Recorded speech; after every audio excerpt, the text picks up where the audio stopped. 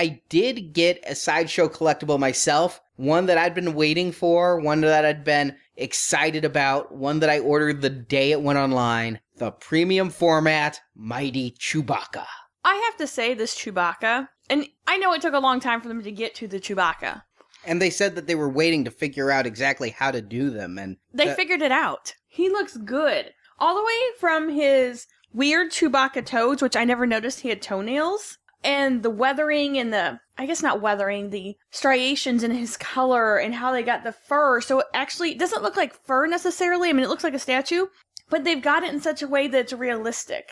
And all the way up to his face, he has the creepiest eyes, and not in a bad way creepy, they just look so real. It's good. I was really struck by his blue eyes, because that's such a feature of Chewbacca. I mean, when you look at it, Peter Mayhew was in a pretty limiting costume that had slight mouth movement, but it was those eyes that really sold you that there was a living creature there. And Peter Mayhew did so much to make Chewbacca feel like a character and not a guy walking fur carpet. And I think that they did the best eyes they've ever done on a premium format here with Chewbacca.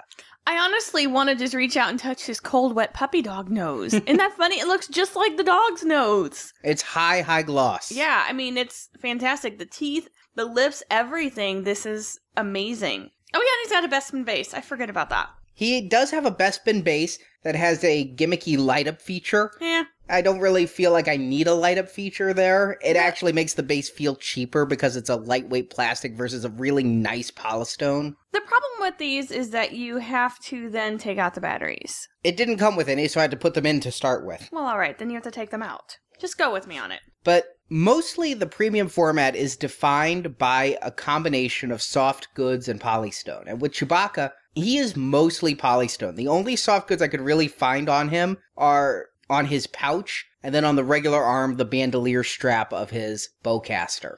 I honestly, until I just touched it, because you know I'm afraid to touch your things, didn't realize that his man's carryall or Chewbacca carryall, Wookiee carryall, was actually cloth. And so is his bandolier's polystone. Yeah, the rest of him is sculpted, but I own quite a lot of premium format figures now from Sideshow. And because they mostly wear cloth outfits, I don't see the bodies a whole lot. But even the ones I do, I'm going to go out here and say, of all the Sideshow items I've ever bought, this one is the most intricately sculpted with all that hair. And the hair's going in different directions. I mean, he looks like he could use a grooming, quite honestly. If this was our dog, I'd be like, that fur's in all different directions, and a little longer in places and a little shorter in places. And from the face that looks like it just popped off my Blu-ray set to this body, which a little Bigfooty. I never really got Bigfoot from Chewbacca, but I kind of get it from his pose here. He's almost like that tape. The Patterson film of Bigfoot?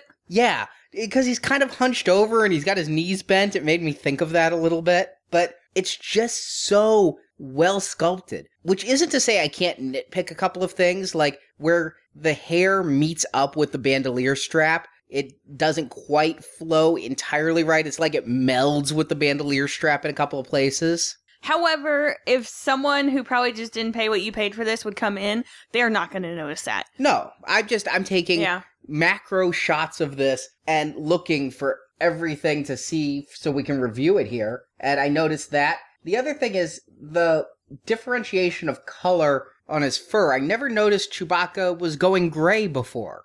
I always thought he was kind of like a Yorkie. So yeah, it makes sense that he has like the silver in him. But he's always reminded me of a Yorkie. And I just never really, I guess, looked at Chewbacca's feet, if we can even see them in the movie. I'm imagining there's some shots, but man, dude needs a petty.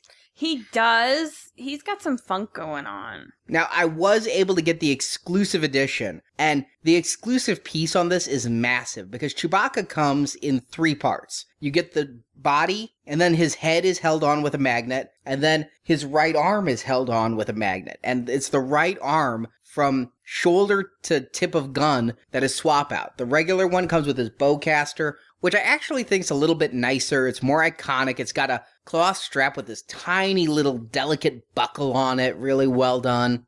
I really would advocate putting on the bowcasters. When I think of Chewbacca, that's what I think of. I mean, that's what he had. That and the bandolier. Mm-hmm. That's the other thing. But the exclusive accessory is the giant blaster rifle. And it's just a huge extra accessory, given that they don't charge any more for the exclusive edition, they just make less of them. And there's quite a few of these. There's a 1,000 edition size on the exclusive edition, which is pretty high. And the exclusive edition is still available from Sideshow. It's $384.99 in stock right now. Oh, that's a lot less than I thought you paid for him, so I'm glad that was how much he was. But he looks like he'd be, like, I was thinking $600 to $800 range.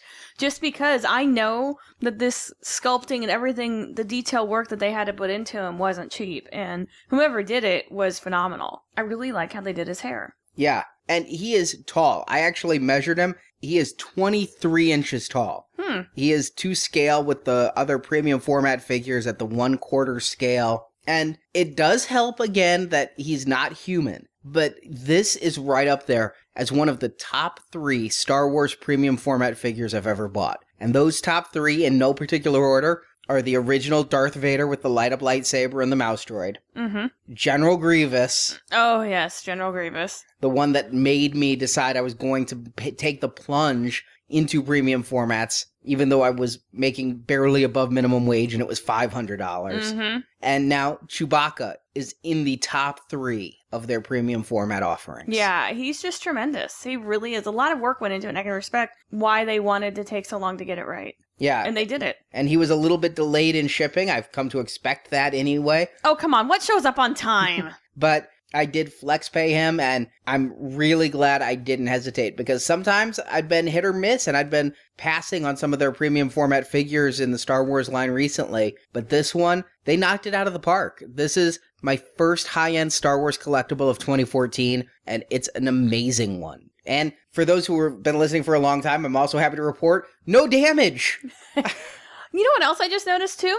He's got a palm. You don't see it in the movie. He's got a palm, though, holding the gun, the bottom of the gun. Yeah, and they really went in, I mean, on both the interchangeable arms, they even molded a finger or sculpted a finger around the trigger of the gun. It's all these things you never think of with Chewbacca. The thing that, again, if I'm nitpicking, because the arm is the switch out part, neither gun touches that palm that's out there like it's holding the gun. In real life, I'm pretty sure he was holding the gun with 2 hands, but in this pose, it's hovering, like, I guess in scale, it would be hovering 2 inches above his hand rather than in his hand. Yeah, and I just thought it was resting on the front, to be honest, from where I'm sitting and looking at it. Yeah, it's all about your angle from it. But this guy looks good at all angles, but there's a specific one when his face is right onto you, which is at about I'd say a 1/8 angle, that it just looks like the movie has popped off the screen and onto your desk, which is why we buy these collectibles, is because that's what we want. We want the movies not in 3D like the 3D releases that were canceled, but in 3D representations on our desk. And this Chewbacca does that. And I cannot wait to get him out. And I have the Han Solo. It's a good Han Solo. It's not a great Han Solo. It'll take Chewbacca down a notch by putting the Han Solo with him. But I can't wait to get the two together out on display, because Chewbacca is a showcase. He's a centerpiece item. Yeah, but what are you going to do to make Han tremendous? A good Harrison Ford likeness. Yeah. That's what they could have done. You're right. If you want to get Chewbacca, again, he is still available, and we would appreciate you using the Sideshow link from the Star Wars Action News homepage at swactionnews.com. It does help support our show, but while we are an affiliate, again, if you've been listening throughout 2013, you know we are honest with our reviews of the products, and we are honest when we have troubles, but new year, clean slate, great product, Chewbacca. And